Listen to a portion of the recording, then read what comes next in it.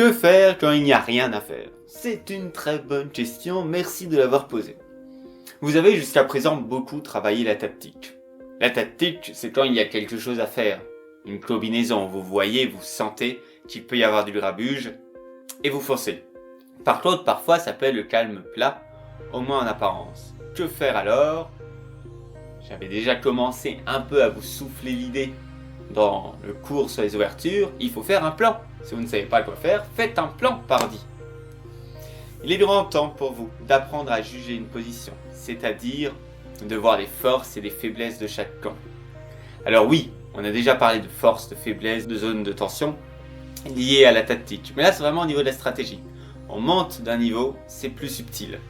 Pour cela, on va s'appuyer sur deux points importants. D'une part, la structure des pions, le squelette de la position, et d'autre part, la valeur des pièces, la valeur relative des pièces. C'est parti, commençons par la structure de pions. Les pions sont l'âme du jeu d'échecs. Philidor, vous l'avez déjà dit. Mais les pions sont aussi à bien des égards le squelette de la position. Le pion est la seule pièce du jeu d'échecs qui ne peut pas revenir en arrière. Et ça, c'est très important. Décider de pousser un pion, c'est prendre une décision irrévocable. À chaque fois qu'on pousse un pion, on scelle un peu plus notre destin et le destin de la partie. Bon, ici vous voyez que la structure de pion est une catastrophe. Un seul pion suffit à stopper 4 autres pions. Donc ici, c'est pas difficile de le comprendre qu'avoir des doubles pions, ou des triples pions, ou des quadruples pions, le fait que les pions soient doublés les uns derrière les autres, eh bien ça peut être un désavantage. La plupart du temps, pas toujours, mais ça peut être. Ok, la structure de pions, c'est important. À moins évidemment qu'on puisse les débloquer un jour. Alors là du coup, si le double pion, un jour, on sait qu'il va pouvoir être échangé, c'est notre histoire. Donc, structure de pion, ça a une importance, ici ça se voit bien. Un pion est aussi fort que 4 autres pions. Ici on a une autre structure de pion, avec une majorité, on appelle ça une majorité de pions, à l'aile dame, majorité de pions pour les blancs, et donc, la majorité ça veut juste dire qu'on a plus de pions que le camp adverse. Et ici, ça permet de promouvoir un des pions, c'est-à-dire que si c'est aux blancs de jouer, eh bien ils peuvent simplement pousser. En poussant, si les noirs ne font rien, le pion va aller à la dame, d'autres ils prennent, et ainsi, le fait qu'ils aient plus de pions que l'adversaire, ça amène à la dame. Donc, importance de la structure, importance du nombre de pions. Là, c'était simplifié, mais on aurait très bien pu imaginer qu'en fait, les noirs n'est pas un pion de moins, c'est juste que le pion noir serait par exemple ici. Et donc, il y aurait autant de pions blancs que noirs, mais la manière dont ils sont répartis sur l'échiquier, ça, la structure est différente. Et ici, ça avantage les blancs. Alors, deux pions ensemble sont forts, car ils peuvent se protéger l'un l'autre. On voit par exemple ici, ce pion-là est protégé par là. Ici, c'est encore plus fort parce que justement, si on attaque un pion, il pourrait avancer, mais si c'est l'autre pion qu'on attaque, il peut avancer, etc., etc. Par contre, quand un pion avance, l'autre devient faible. Ici, ça se voit bien, les blancs viennent de pousser. Donc, ce pion-là, il est fort, il est protégé, mais celui-là, il est devenu faible. Parce qu'il ne peut pas être lui-même avancé en étant protégé. Donc, quand un pion avance, l'autre à côté peut devenir faible. Temporairement, ça fait une cible d'attaque. Et là, ça nous intéresse, ça crée des cibles d'attaque. Le fait de pousser les pions, ça va créer plutôt des cases fortes, des cases faibles. C'est-à-dire, je veux vraiment pas aller très loin parce que c'est vraiment les principes qui sont importants à comprendre. Et après, les applications, c'est en jouant. Mais de comprendre que lorsque ce pion-là, il était là, eh bien, toutes ces cases-là, pof, pof, pof, pof, étaient contrôlées. Les blancs pouvaient mettre un peu de tension, de pression dessus. On pousse un pion, ça change totalement. Cette case-là devient ce qu'on appelle une case forte.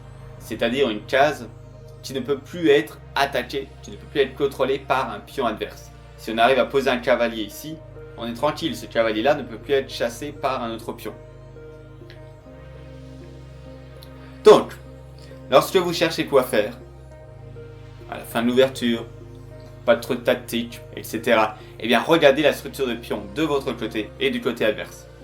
De cette manière, vous allez pouvoir identifier des points faibles, des points forts, développer un plan pour les attaquer. Par exemple, ici, vraiment dans cette position, là, ce serait une cible d'attaque fantastique. Si on a des tours, etc., on met les tours, on essaie de voir avec un cavalier si on peut aussi l'attaquer. Bref, on attaque à fond là-dessus. Ça donne un plan. On va passer tout de suite à deux exercices. Parce que oui, cette leçon, même si elle paraît assez théorique, vous allez avoir des exercices à faire et pas forcément faciles. Ici, c'est au blanc de jouer. Les exercices vont toujours être de même nature, c'est vous allez devoir améliorer votre position. C'est un plan à court terme. Donc, améliorer la structure de pion ou abîmer la structure de pion adverse. Là, c'est au blanc de jouer. On voit que les noirs viennent de prendre un cavalier a priori. Ok. On pourrait se dire, bon, si on reprend ici, on abîme notre structure de pion, on abîme le roc, c'est pas terrible. Prendre avec la dame, c'est mieux. Bon, allons encore un petit peu plus loin. Car on a aussi ça. Si là, avec la dame, on prend, eh bien les noirs risquent de jouer ici pour chasser notre fou. Bon.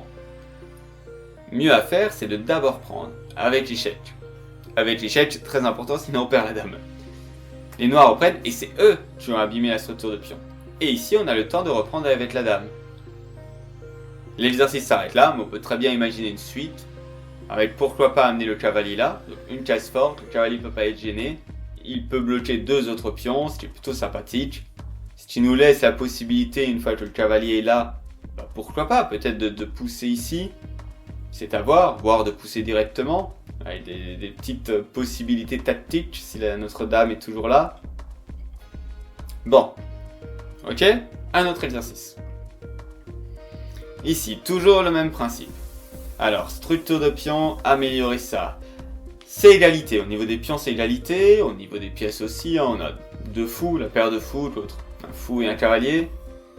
C'est au blanc de jouer. Qu'est-ce qu'ils peuvent faire pour améliorer leur position? Ici, c'est pousser.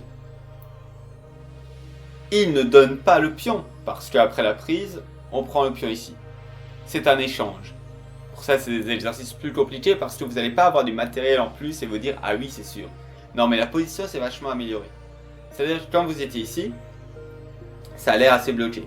Pof, off, là tout d'un coup, les noirs ont un double pion, ça va pas être facile de bien l'exploiter, et puis les blancs, ils se sont créés un pion passé. Un pion passé, c'est un pion qui ne peut pas être bloqué par un autre pion. Donc c'est assez intéressant, il y a des chances qu'il puisse aller à la dame. Il y en a même un pion candidat. Un pion candidat, c'est un pion qui n'a plus d'autres pions devant lui, mais qui a encore des pions sur le côté qui pourraient éventuellement le prendre. C'est pas encore un pion passé, mais on s'en rapproche. Très important, pion passé, pion candidat.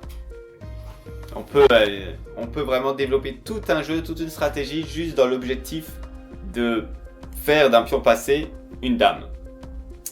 Bon, voilà, c'est déjà un gros morceau. N'hésitez pas à faire une pause, mais moi je continue et on va parler de la valeur relative des pièces. La valeur relative des pièces. Oui, vous avez appris au tout début de cette formation la valeur des pièces, mais je vous avais tout de suite prévenu, cela dépend de la position. Eh bien, on va voir comment l'exploiter.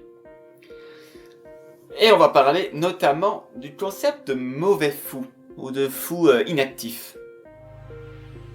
Ici, qu'est-ce qui se passe ici?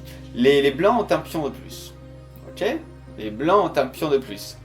Et pourtant, ils vont pas réussir à gagner. Parce que leur fou, c'est un mauvais fou. C'est-à-dire que ici, ce fou-là, il est de la même couleur, de case blanche, que ces pions, qui sont quand même bien vissés dans l'échiquier, ça va être difficile de les bouger. Et du coup, le cavalier est le fou, justement, si c'était un cavalier, ce serait totalement différent. Le fou est bien limité dans les endroits où il peut aller. Il est bloqué par ses propres pions. Donc, au lieu de vous partager des règles, de dire votre fou ne doit pas être de la même couleur que vos pions, de la case des pions, c'est un raccourci, on va plutôt parler d'activité. Ça dépend vraiment de l'activité. Est-ce que ce fou peut être actif ou non? Et ici, ce fou, il peut être difficilement actif. Donc si le fou a été d'une autre couleur, voilà, s'il avait été de case noire, il aurait pu aller ici. On serait débrouillé pour aller ici, il aurait fait une pression là-dessus, bon, il aurait déjà un rôle. Le roi aurait été obligé de le défendre, il aurait été fixé pour défendre ce pion. Ça aurait peut-être pu amener quelque chose. Là, c'est pas le cas. D'ailleurs, c'est intéressant de remarquer que chez les noirs, c'est aussi un mauvais fou. Pourtant, les pions sont bien placés, hein, mais c'est à cause des pions adverses qui l'empêchent. C'est pour ça. Parfois, vous allez entendre, il faut avoir le fou, 15 couleurs différentes. Non.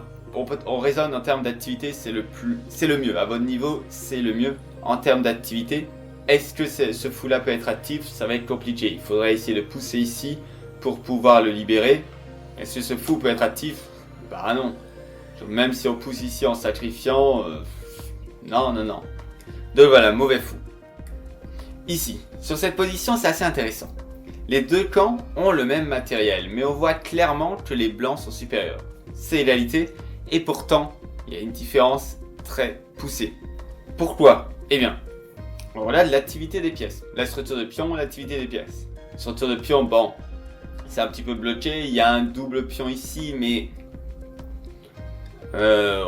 il aura certainement un rôle à jouer parce qu'il peut empêcher le pion d'avancer. On va pouvoir avancer s'il y a des échanges. Bon, donc ce double pion n'est pas très embêtant. L'activité des pièces est bien plus importante.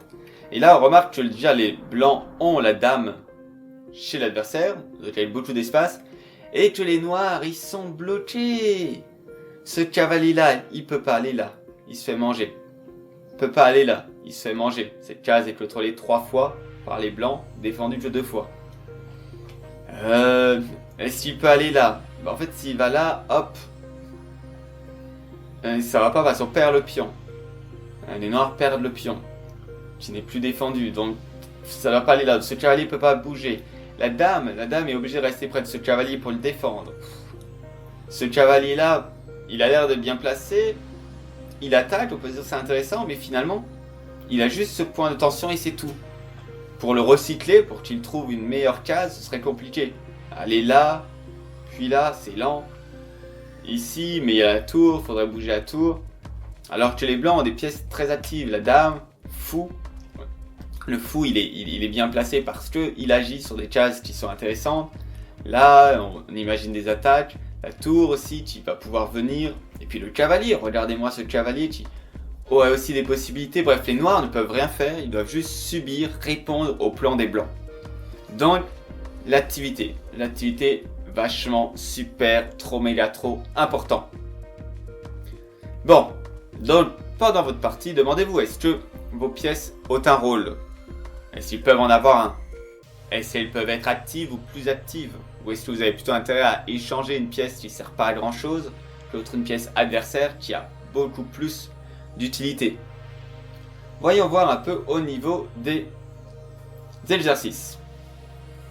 Ici.